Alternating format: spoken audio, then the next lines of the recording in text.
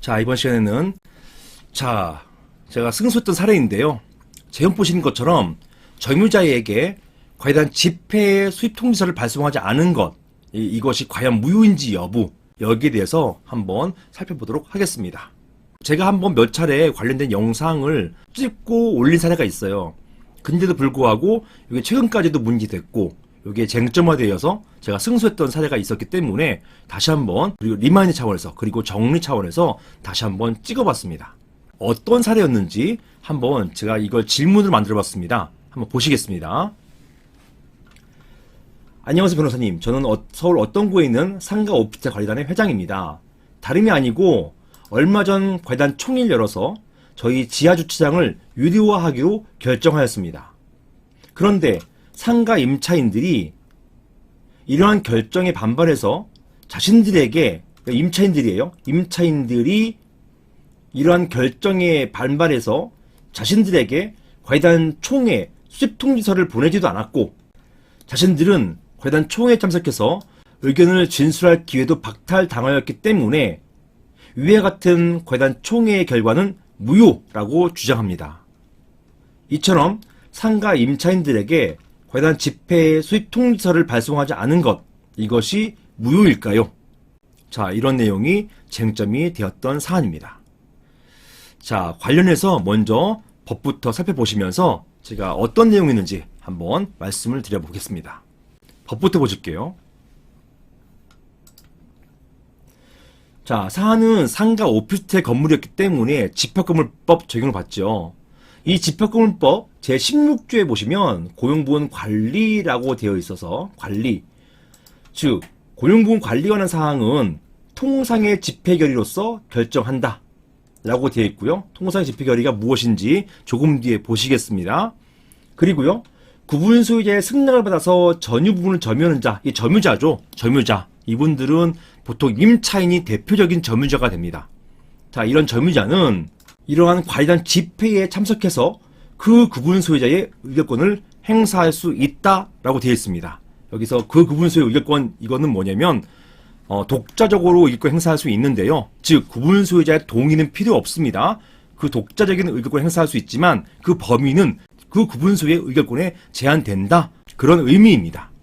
어찌되었든 점유자는 이러한 고용부문 관리에 대해서 집회에 참석해서 본인 스스로 참석해서 그 구분 소유자의 의결권을 행사할 수 있다라고 규정해 놓고 있어요.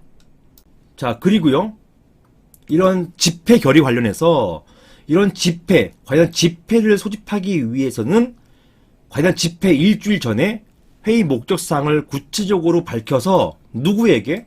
각 구분 소유자에게, 여기에 점유자가 없어요. 각 구분 소유자에게 통지해야 된다. 즉 집회 소입 통지는 각 구분 소유자에게 통지해야 된다라고 규정이 되어 있습니다. 점유자가 없어요.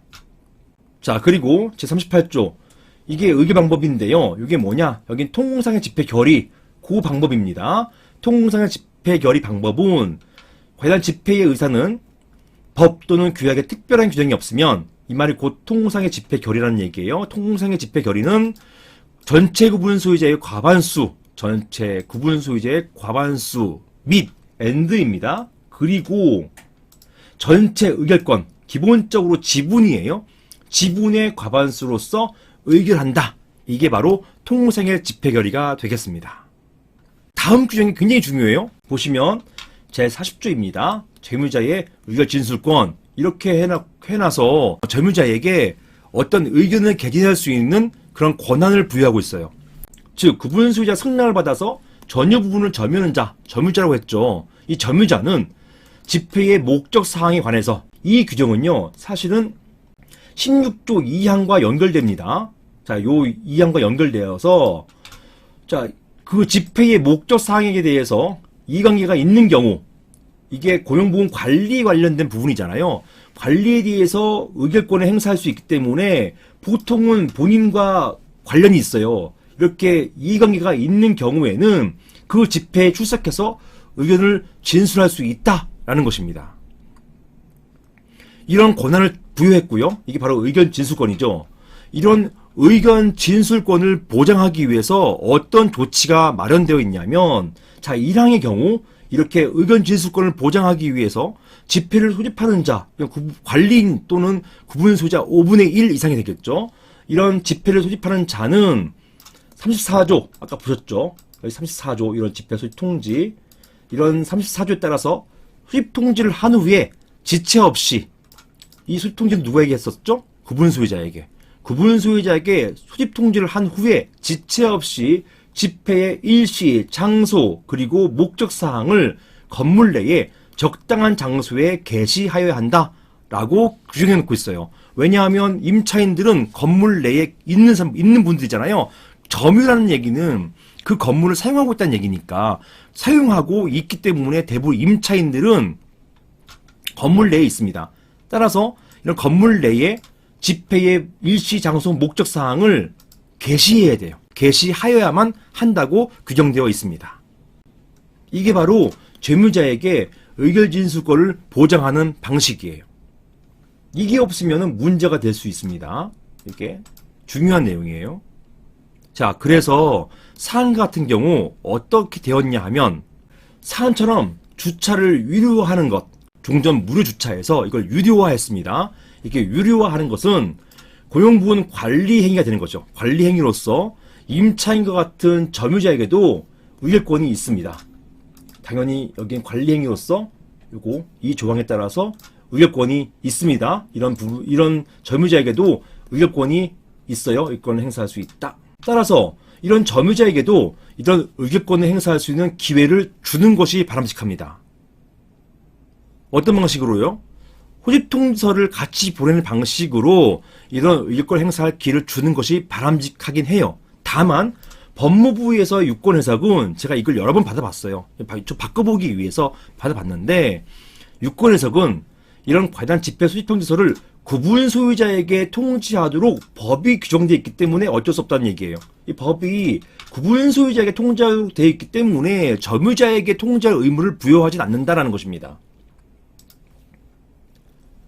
법에 이렇게 구분 소유자에게 통지하도록 규정되어 있기 때문에 점유자에게까지 소집통지서를 발송할 필요는 없는 것으로 보고 있습니다. 이게 아직까지 변하지는 않아요.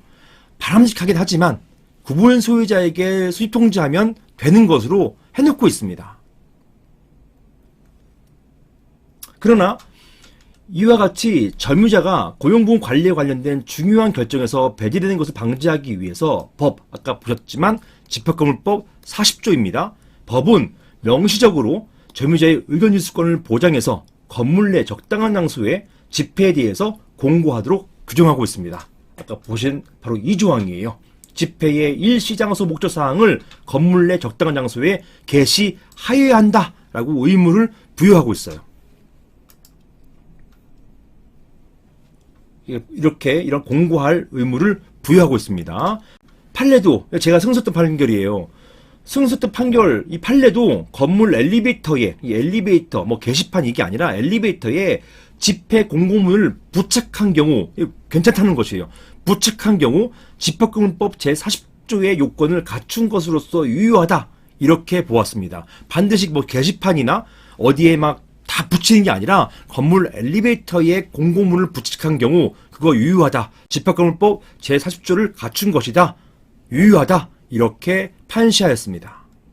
자, 그래서 결론적으로 사안에서 이러한 공고, 집회 공고가 건물 내에 게시되었는지 여부가 확인되어야 할 것입니다. 여기에서는 명확하진 않아요. 명확하진 않았지만 제가 했던 사안에서는 당연히 공고를 했습니다. 자, 결론적으로 이 사안에서는 여기서 명확하게 어디에 공고했는지는 밝힌 바가 없잖아요. 이 사안에서는 이렇게 이 집회 공고가 건물 내에서 게시되었는지 여부가 확인되어야 할 것이고, 만약에 이런 게시가 없었다면 죄무자의 의견 진술권 침해로서 집회 결의가 위협하다는 판단이 나올 수 있을 것입니다. 이게 의무이기 때문에. 다만 제 경험상 아직까지는 이런 점유자의 의견권 침해, 이런 의견 진술권 침해를 이유로 해가지고 그다음 집회가 위협하다 이런 판단, 독자적으로 점유자의 의견 진술권 침해만을 이유로 해가지고 과연 집회가 위협하다 이런 판단이 나온 바는 없습니다. 없긴 하지만 뭐 앞으로는 바뀔 여지는 있어요.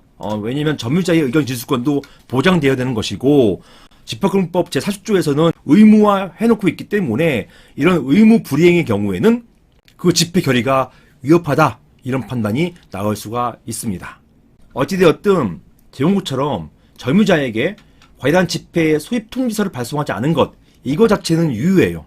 아직까지는 법에 구분 소유자에게 소입 통지 발송하도록 규정되어 있기 때문에 반대로 점유자에게는 이런 규정이 없기 때문에 비록 점유자에게 이런 집회 소입 통지를 발송하지 않았다고 하더라도 그것 자체로 무효는 아닙니다.